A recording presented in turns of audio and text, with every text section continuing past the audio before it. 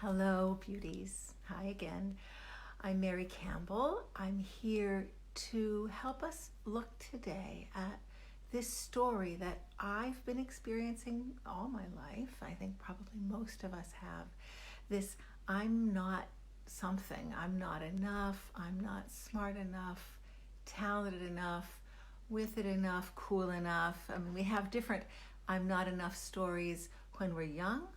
We have different ones as we grow older. Hi, Karen. Hi, Amanda.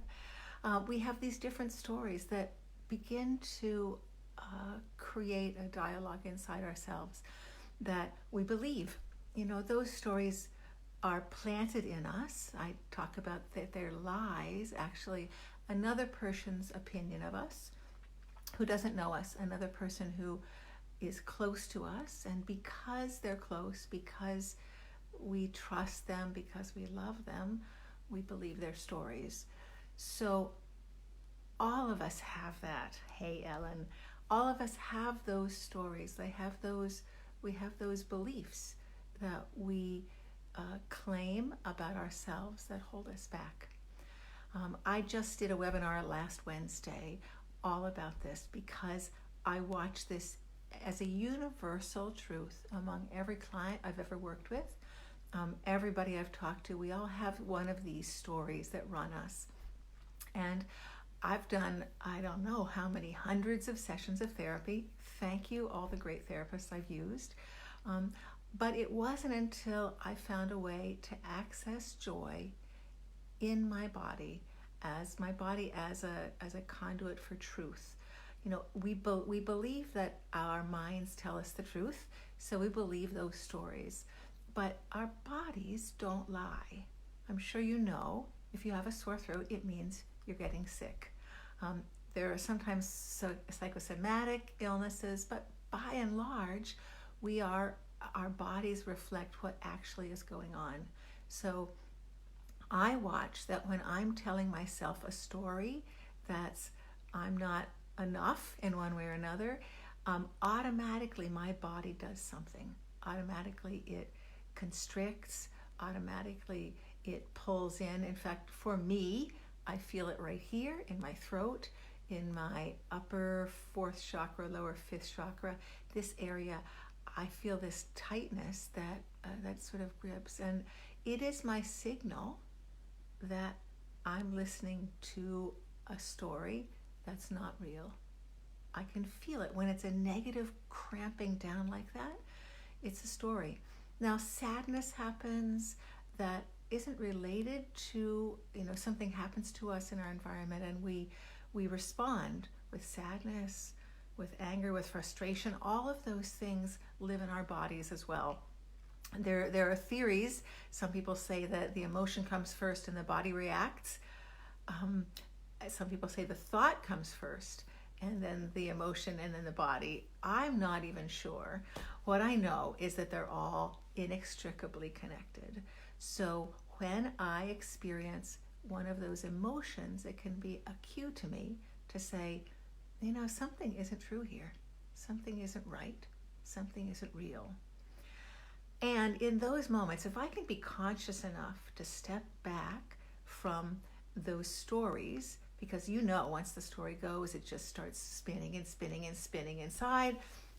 You can be up for hours in the middle of the night. It can take you down. It just dominates our whole experience when we believe those stories.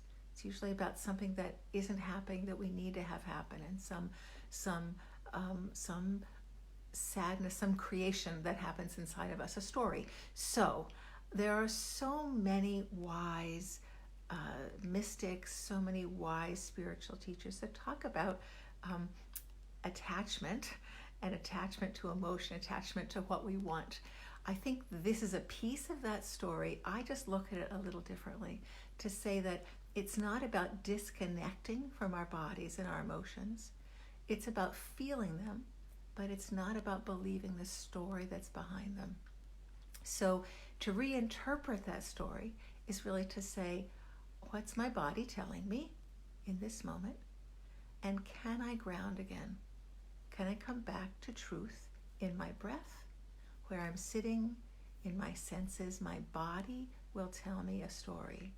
And if I come back to grounding, I come back to truth, I come back to breath, just these things that our body gives us at any point. I come back to our senses, I come back to noticing the trees, the color, anything that's real and not a story.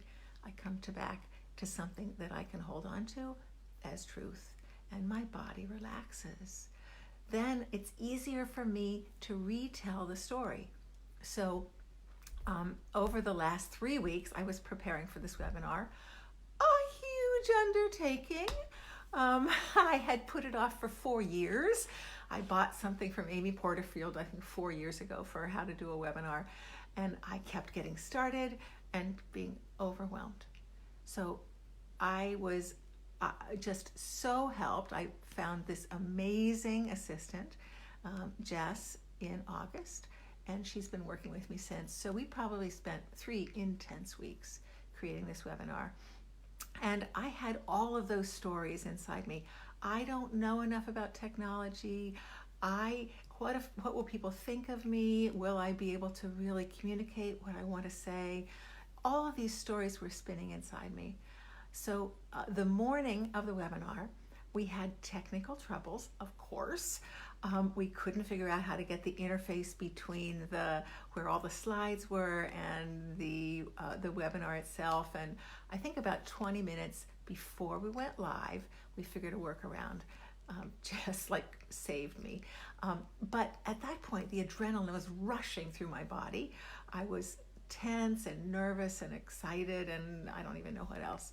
So we hung up, and I went outside, stood in the ground, breathed the air around me. It was cold. Looked up at the cloudy sky, but I know there's sunshine there. Felt my feet held by the earth, and just breathed. And I actually jumped up and down and felt my feet, because I was so disconnected. I was up here, up in my head, up in my panic, instead of in my body. So when I grounded to nature outside, when I grounded to the earth, when I came back to that truth, I was so much better.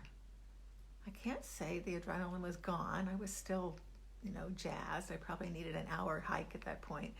But I felt like I could come back and be myself again and not the stories in my head. That night, I did another one after I'd been hiking.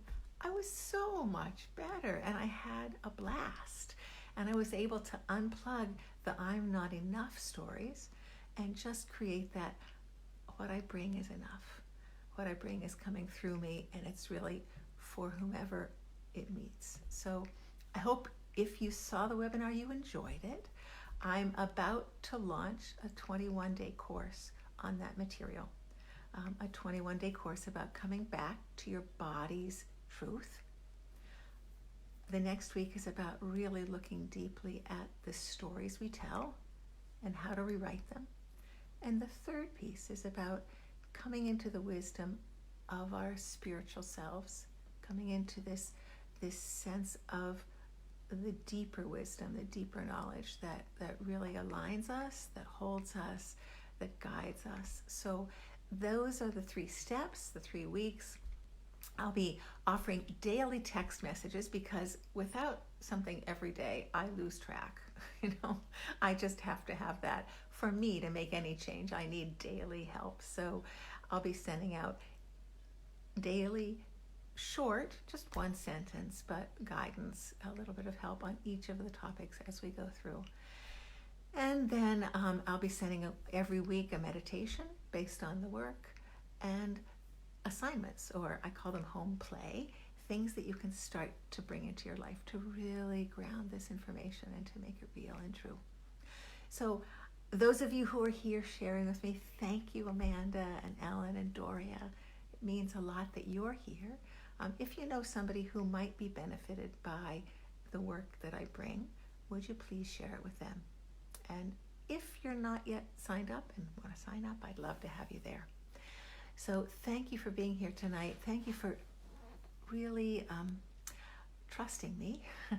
And thank you for being here in this group, in a place where we can actually bring our questions, our wisdom, and bring this trust in our body and our body's natural evolution, our natural wisdom that can help us make sense of the stories in our head and come back to real truth inside. So I believe we are here on this earth to enjoy, to be alive in our bodies, to be really relishing all that it is to be human. And that is to be here.